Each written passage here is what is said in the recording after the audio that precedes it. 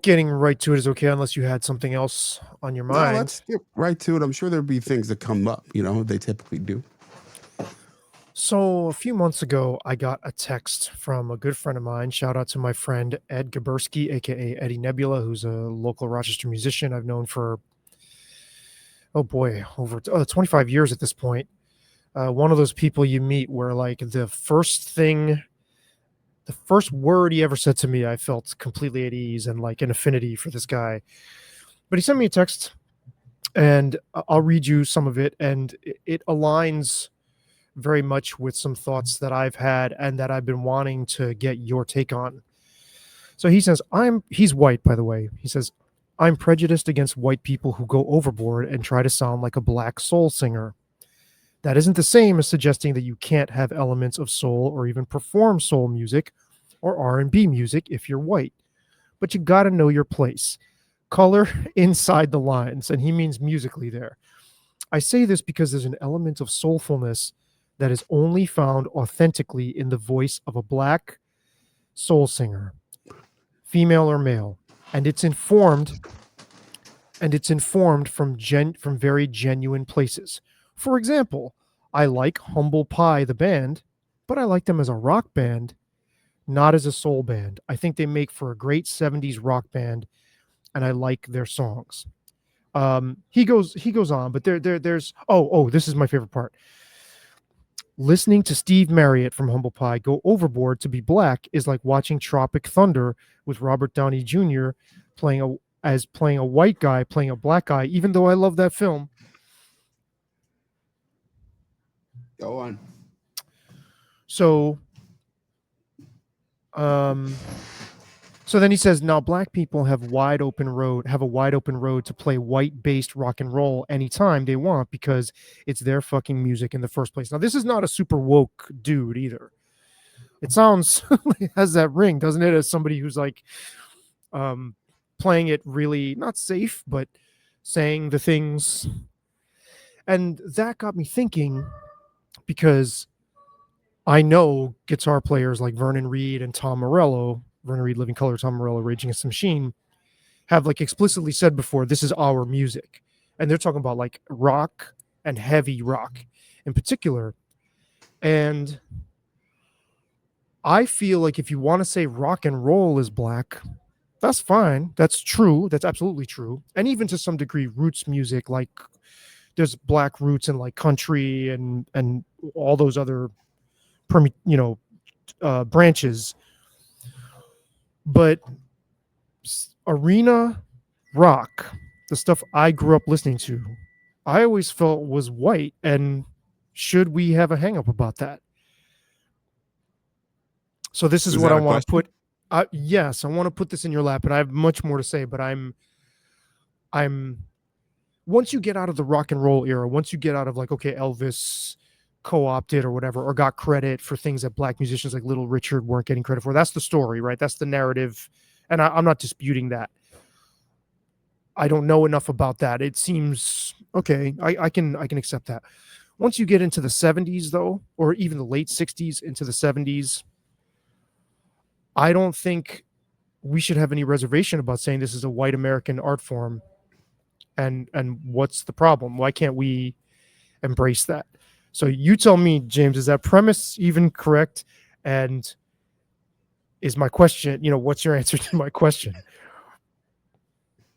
So, is rock music white?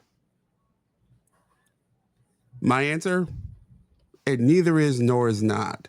It's a weird question. It's like saying, is spaghetti American? Its origins, not. Its iteration in this country is. Is pizza American? Its origins, not. In this country, it is. Is Chinese food Indian food Chinese too. food? Indian food too.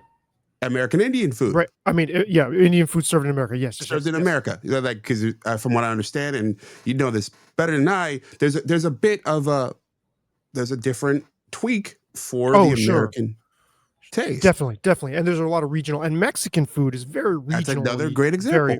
A lot of variation. Yeah. all of these things neither are nor not.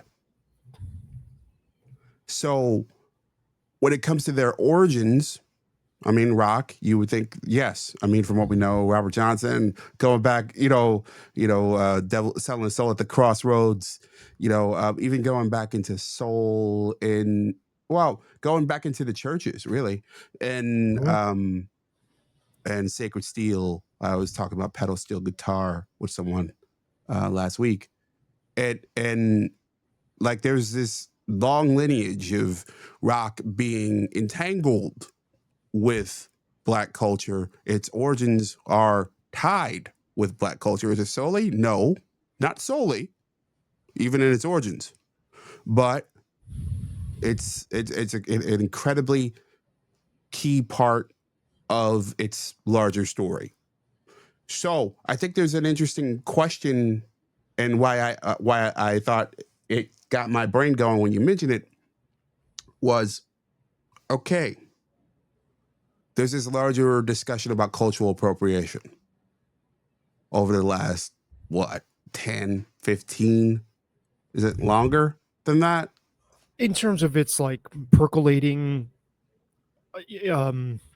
at the forefront, I'd say probably a dozen years, maybe a little more. But 2014 to me, 2012, 2014 to me seems right in there somewhere is this turning point where all of a sudden this starts to kind of flood popular discourse. These kinds of this The kind of Jonathan Haidt year. yeah, this kind of race hyper consciousness or hyper vigilance about race. At least as far as I saw it in my lane Well, of more music than that, journalism. race, gender, I think culture. I think there's a mix of the Occupy Wall Street and what Jonathan Haidt repeatedly points to is sort of like where you had this generation of kids who are graduating around that era, who went into the workforces, who went into culture, and their expectations were something wholly different. Yeah, they That became an HR nightmare and then they took over HR. yeah, well, they wanted to nerf the world Because the world had because been nerfed for them and they couldn't cope. yeah, This well, is Haidt's premise, totally, and they couldn't cope totally. with opposition and difference. They had been so coddled. Um, and ironically, Gen X parents, I don't think Haidt gets into this too much, or I don't know how much he gets into it, but I know I've observed this, and Megan Daum has brought this up. Gen Xers, my generation, who are like, man, we were left alone and drinking gin and getting high at 13, and my parents didn't know where I was, and I was a latchkey kid, and I'm proud of it. And that generation is like super helicopter parenty.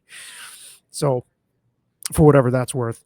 But yeah, to what you were saying, they wanted to nerf the world and demanded and succeeded in getting the workplace nerfed for Without them. a doubt.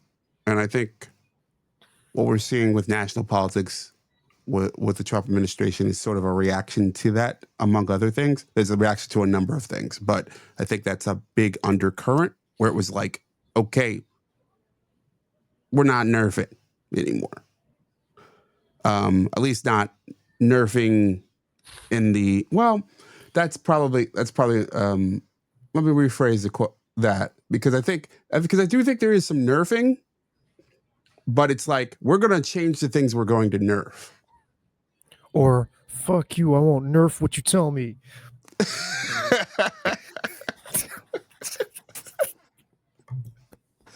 Well, yeah, I think, but to get to I fuck you. What you tell me? You should have called this Getting, episode that. yeah, getting back to your larger point, I think, um, I think in practice, I mean, what post Hendrix? That's the reason why I picked Hendrix as a thumbnail. What I mean, BB King, but BB King's more of a bluesman. I'm Oh trying to yeah. think of who would be like who would have picked up the baton after Hendrix. as being the Tracy face of Chapman in there somewhere. not I'm trying to think really. of. She's She was folk. I mean, more she's dope, but acoustic. she's yeah. She's not. She's the next Joan Armatrading. She's not the next Jimi Hendrix. And listen, I love Joan Armatrading.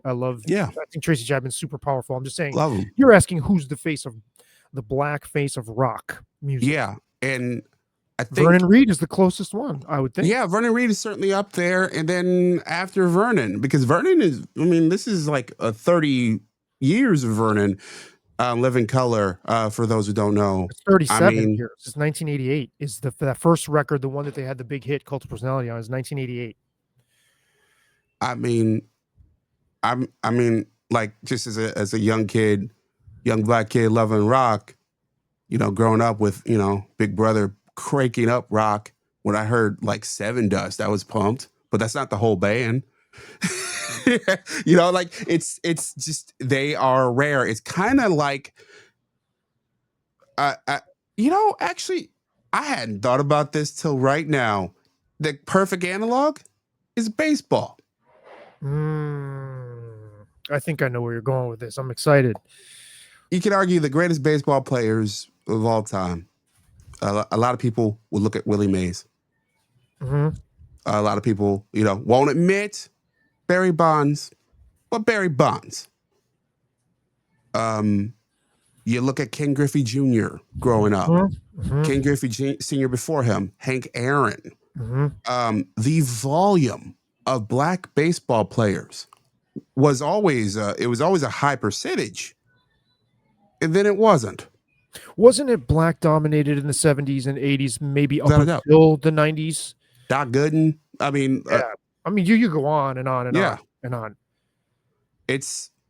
There was a shift, and I think it was a similar shift to rock music, where there was this sort of, we have this other thing over here, and these other things are more interesting, and these other things are more reflective of us, I'm assuming. That's where my brain goes.